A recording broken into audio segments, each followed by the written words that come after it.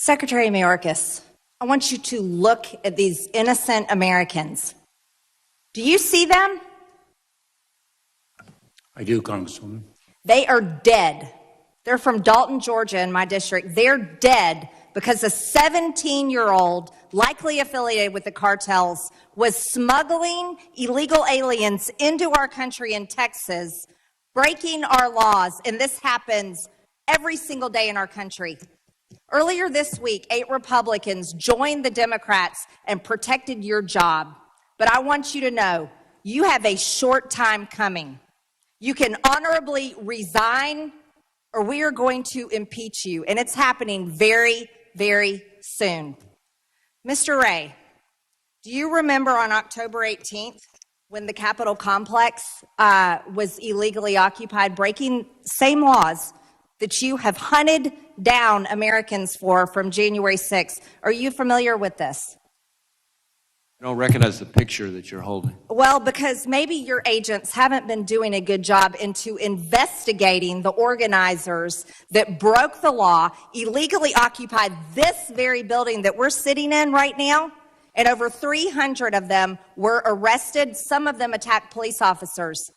I haven't seen on the news where the FBI is hunting them down with helicopters, tanks in the streets, raiding their homes with flashbangs, targeting these people, watching these people, throwing them in jail for them to stay in pre-trial in solitary confinement for years before they ever face trial. You want to know what this says? I'll tell you. This is one of the organizers' phones, and this is a chat, and it says at the top, Global Intifada. Now, while we're talking about terrorism today, are you familiar with the term Intifada? I've certainly heard the term. Do you know the definition? I'm not going to try to define it, but It means Arab uprising or jihad. Are you concerned about jihad in this country? I am, and I have consistently testified to that effect. Yes, but are you interested in using the FBI? You are the director of the FBI. Do you hunt down terrorists in our country? Those that would be responsible for jihad? Absolutely, and that's why we've had jihadist-inspired terrorism at our highest national threat priority level since the day that I started as FBI director. Do you still use the Southern Poverty Law Center as a source? You use them. The FBI used the Southern Poverty Law Center as a source when targeting Catholics. Are you still using the Southern Poverty Law Center as a source? Congresswoman, what I think you're referring to is the so-called Richmond intelligence product, which as soon as I learned about it, I was horrified, withdrew it. We had an inspection done, and part of the problem that we found with that particular product by that particular office is precisely what you're talking about, the reliance on the Southern Poverty Law Center and the way in which they relied on it. Well, you relied on the Southern Poverty Law Center, but I would have you know, Mr. Wray, that this one right here, this person involved in the Global Intifada group that illegally, they broke the law, came in and occupied the Cannon Office House building, interrupted Congress, interrupted hearings. Right here, Katrina Bleakley is the lead attorney for the Southern Poverty Law Center. Were you aware of this? Congresswoman, as I said, I haven't seen the photos that you're holding up before. Maybe, well, I posted them on my Twitter account. It's public. You know, maybe I don't you guys spend a lot of time on Twitter. Well, you know, oh, I'm sure you do, because the Department of Homeland Security, organized with other offices, has censored many Americans, including myself. I'm not part of the Department of Homeland Security. Right, Mr. Wray, you should be interested in investigating terrorism, and this right here is proof that we had terrorists in our own office building. Global Intifada. And you rely on the Southern Poverty Law Centers. Katrina Bleakley is one of the organizers. I'll send this over to your office so maybe perhaps you can stop targeting innocent grandmothers and veterans who walked through the Capitol on January 6th and might actually go after people tied to Hamas, tied to Hezbollah, and likely Iran. Mr. Wray, are you interested in members of Congress that are organized and participating in a Facebook group that has ties to Hamas? We're not investigating people for participating in a Facebook group. A Facebook group that is tied to Hamas? We have multiple investigations into individuals affiliated with Hamas, and they're active investigations. You're going to tell me as FBI director you will not investigate Americans or United States members of Congress that are linked to known terrorists? That's not what I said. Are you going to investigate or not?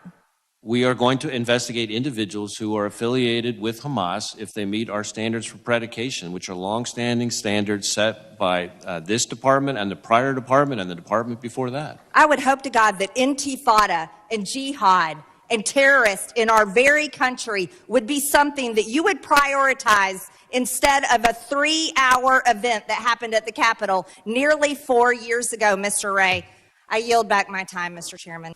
Director Abizaid, thank you for your service. I'm not going to have questions for you today. Mr. Chairman, we started this hearing by listening to Secretary Mayorkas talk about climate change as a threat to our country and obscure policies that need reauthorization, but not yet one mention of the southwest border and the 169 plus known or suspected terrorists that have entered this country. So I think it just shows you where the mindset is, and the American people know that. Director Wray, you said in front of the Senate committee last week, and you said again today, the reality is that terrorism threat has been elevated throughout 2023, but the ongoing war in the Middle East has raised the threat of an attack against Americans in the United States to a whole other level. Do you stand by that statement? Absolutely. If somebody is listed as a special interest alien or a KST, by the way, this is Trump-era KSTs, and this is Mayorkas-Biden-era KSTs. If somebody's listed as a KST, is that a concerning person, somebody who could do harm to the United States? Well, to be on the watch list as a KST means that they've met the standard to be of concern. So they're concerning to the FBI. You're looking for these people. Yes. Are there people that are listed in these numbers? I think the number was 169. They may have amended that from CBP DHS, but are there people that you are still searching for that we don't know where they are in the United States? Of the known apprehensions, KSTs, known or suspected terror people, match list to the terror watch list. Well, are you still searching for people in the United States that we know match the terror watch list? I'm not sure I can answer that here because it's a constantly moving Director target. Yes. Are there people that match the terror watch list that were apprehended by CBP that the FBI and other agencies are searching for in the United States? There are certainly individuals who are the subject of terrorism investigations that we are searching for. Are there whether or not they're people, to me, I guess the distinction I'm drawing is, well, there's obviously a lot of focus on the watch list itself. One of the things that, and I've tried to be clear in my testimony here this morning, one of the areas that we are of concern is individuals who, once here, information later comes in. Are there people that you them. don't? Are there people you don't know where they are that the FBI is searching for today? Yes. Yes or no? Yes. Secretary Mayorkas, is there a policy at DHS that requires CBP or any other agency involved with the vetting of individuals who match the terror watch list that requires these individuals to be detained? Does DHS have a policy of detainment for anybody who matches the terror watch list? Congressman, on September 30th of 2021, I promulgated a policy that articulated quite clearly and quite expressly that individuals who pose a threat to the public safety. Is there a policy at DHS and CBP that requires detainment of people who match the terror watch list? It's very simple. That individuals who pose a threat to public safety or national security are a priority for enforcement. And if, in fact, is every person that you have listed on the terror watch list detained right now? And if, in fact, they pose such a threat, they are to be detained. Okay, so why did you release people in the United States that match the terror watch list? Congressman, we do not release individuals. So you have detained every single person who matched the terror watch list that you apprehended at the southern border? 100%. If you would allow me to answer the question. Please answer it quickly. I don't need a filibuster. If we believe that the detention of an individual is necessary to safeguard the safety of the American people, we continue to detain. Secretary, I'm going to reclaim my time. If you and any other agency labels somebody as a match to the terror watch list, do you immediately detain them? Congressman, if you are referring to the terrorist screening data set, the TSDS, we make a determination in the execution of our law enforcement responsibilities to detain an individual if that detention is I believe that based If on that your detention- testimony, based on Director Ray's, that there are people that you're still searching for that you should have detained. And I want to find out more information on it. Furthermore, in 2023, your agency, Secretary Mayorkas, reported that there were over 24,000 Chinese nationals who have entered the United States illegally. That's a 1,000% increase from 2022. Are there people that you are searching for, Director Wray, Secretary Mayorkas, that have entered this country? And is there intelligence to suggest that the CCP is trying to use or directing the flow of CCP or Chinese nationals into the United States?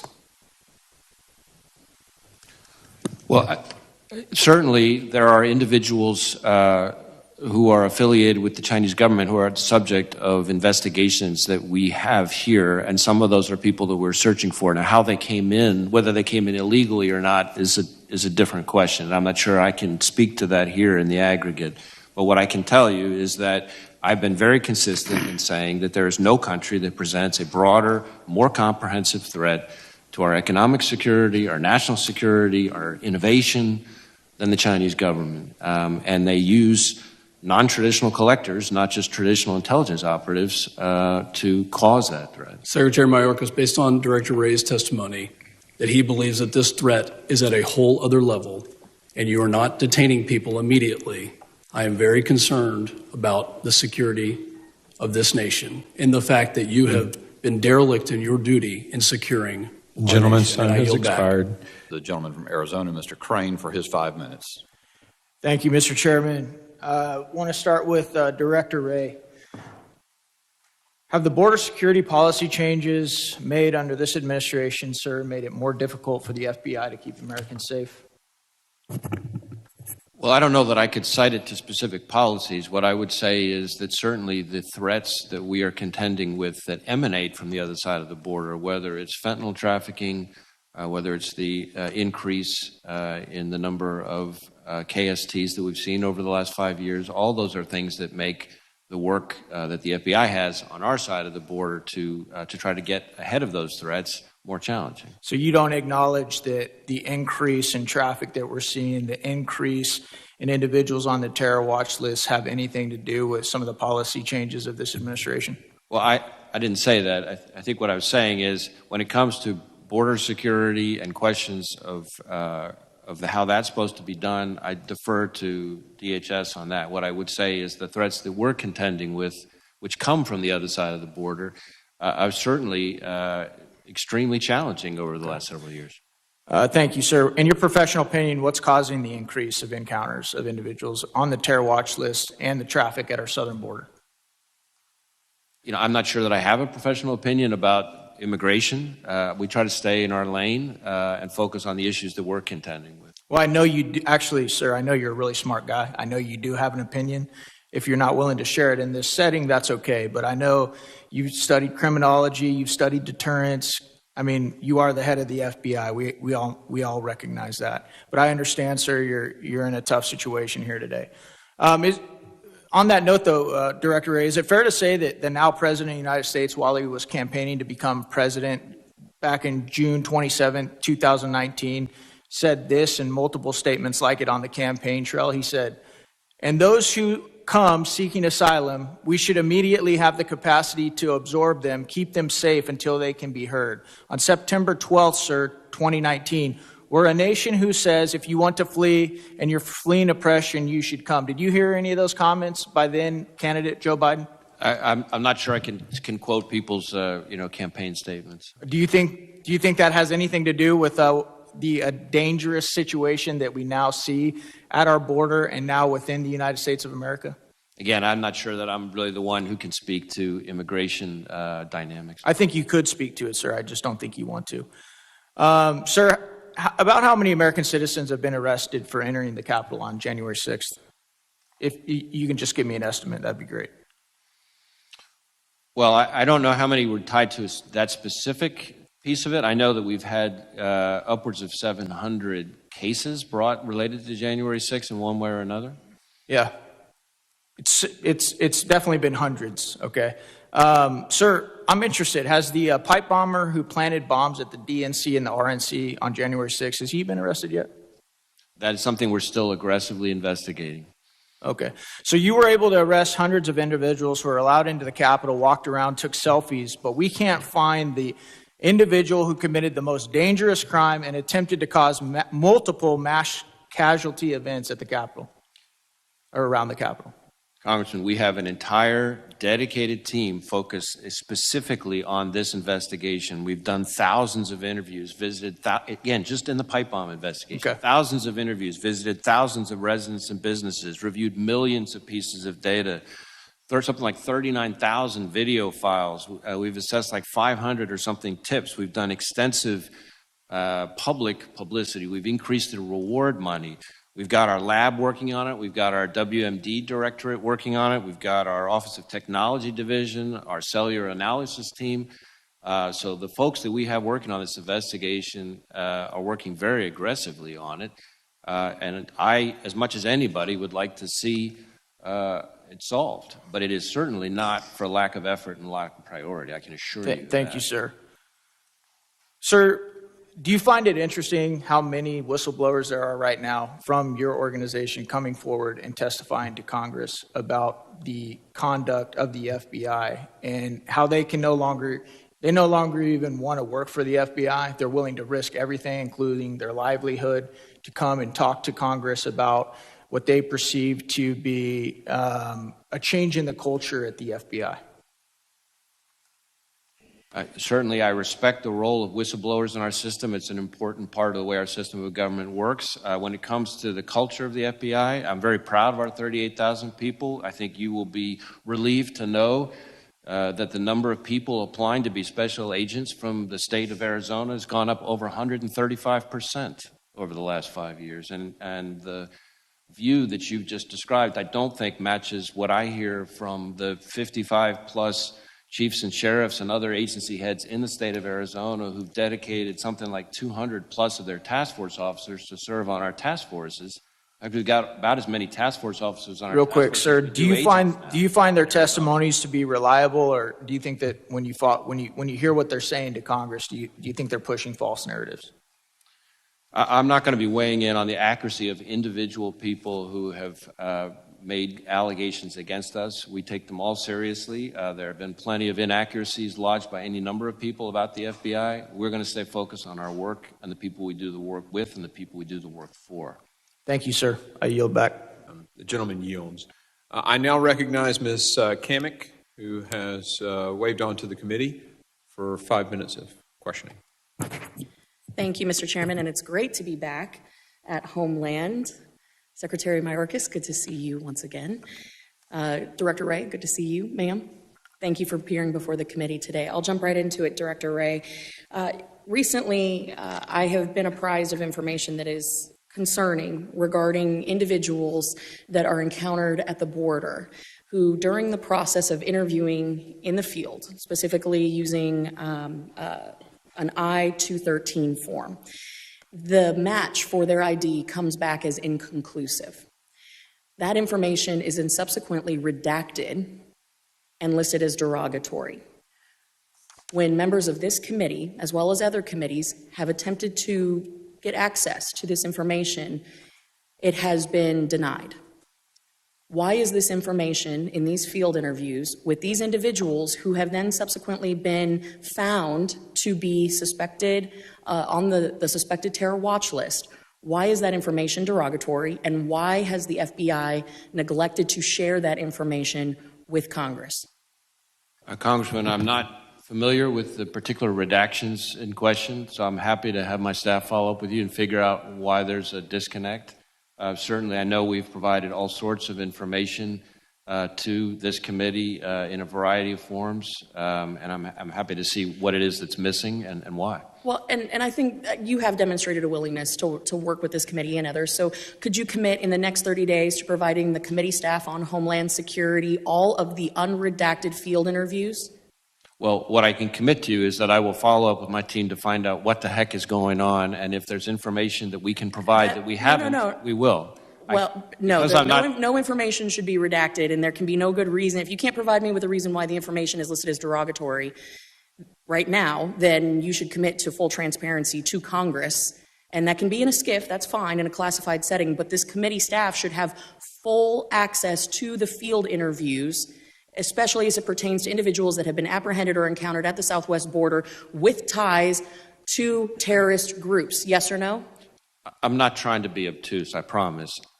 Since I'm not familiar with the specific redactions, I would ask to be able to go back with my team and find out why it's redacted, and if there's a reason for it that is valid, we will discuss that with you, and if there's not a reason, we will provide you the Director information. Wray, within 30 days, if you can provide this committee in writing a rationale as to why that information is redacted and what classifies it as derogatory, that would be incredibly helpful. We'd be happy to get back to you Okay, within perfect. 30 days. And I'm going to follow up because I want to be sensitive to the time here. Can you confirm, I know my colleague, August Pfluger from Texas, had followed up with Secretary Mayorkas on the issue of Uzbek nationals and their ties to the confirmed ISIS smuggling ring. Can you confirm that you are currently actively investigating the Uzbek nationals that were connected to this ISIS smuggling ring? Yes or no? Yes, ma'am. We have very focused on this particular threat stream. We have a number of active ongoing investigations related to it. I will say that we have so far not identified any intelligence that the individuals came to conduct terrorist attacks, but that's not the same thing as suggesting that we don't take it extremely seriously and that we're not working it very aggressively. We have lots and lots of agents working on this. But they did come through a connected terrorist network. The network that is in question has some ties to ISIS, which is part of why we were concerned. That's why we're taking it so seriously. So what I want to be clear about is not in any way to have my answers suggest to you that we're not taking this extremely seriously and that we're not working it very aggressively. I'm just also trying to avoid undue alarm about what we found so far.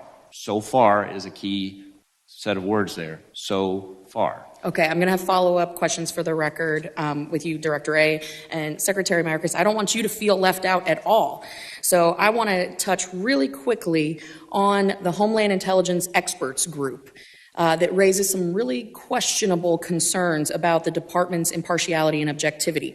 So isn't it true that on September 19, 2013, the department announced the establishment of the Homeland Intelligence Expert Group to provide advice and perspectives on intelligence and national security efforts to the Office of Intelligence and Analysis, INA, and the department's Office of Counterterrorism and their coordinator, yes or no?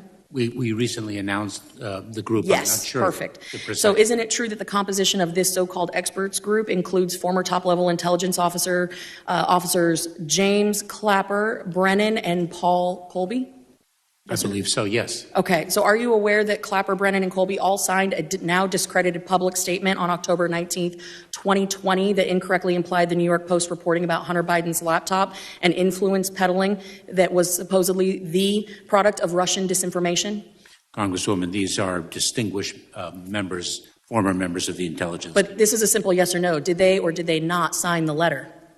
I don't know the answer to that question, but I do. They did. Are you aware that on October 19th, 2020, the statement used by various media organizations and social media businesses to downplay and censor the Post reporting before the 2020 presidential election? I'm sorry. With the indulgence of additional time, Mr. Chairman, could you ask that question just at a bit of a slower pace?